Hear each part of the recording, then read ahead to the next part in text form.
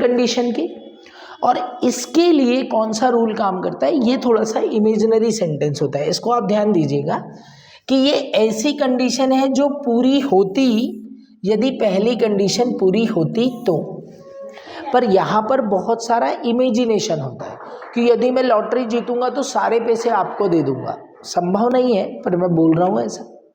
तो ऐसी स्थिति में क्या होता है कि सेंटेंस को फिर से हम बिगिन करते हैं इफ से, ओके, और पहले स्टेटमेंट को सिंपल पास्ट में बनाते हैं और दूसरे को वुड प्लस V1 के साथ बनाते हैं। पहले को सिंपल पास्ट में बनाते हैं और दूसरे को हम वुड प्लस V1 के साथ बनाते हैं। लेट्स सी कैसे, कि यदि मैं लॉटरी जीतता, मैं एक कार खरीदता, पर मैंने जीती क्या, नो, खरीदी क्या, no, so if I won the lottery I would buy a car.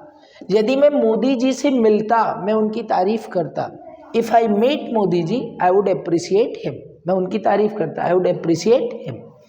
यदि वह अमीर होती, यदि वो अमीर होती वो पूरी दुनिया घूमती, यदि वो अमीर होती तो वो पूरी दुनिया घूमती।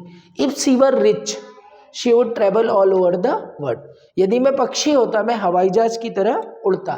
If I were a bird I would fly like an aeroplane. If I were a bird I would fly like an aeroplane.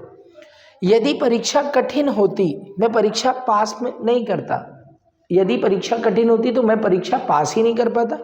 If the exam was tough I would not pass the exam.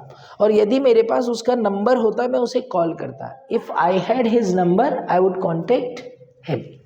I think the second condition is also clear, जिसमें हमने third rule पढ़ा कि यदि past में ऐसा कुछ होता तो बी होने की संभावना थी। अब हम बात करते हैं थोड़ा सा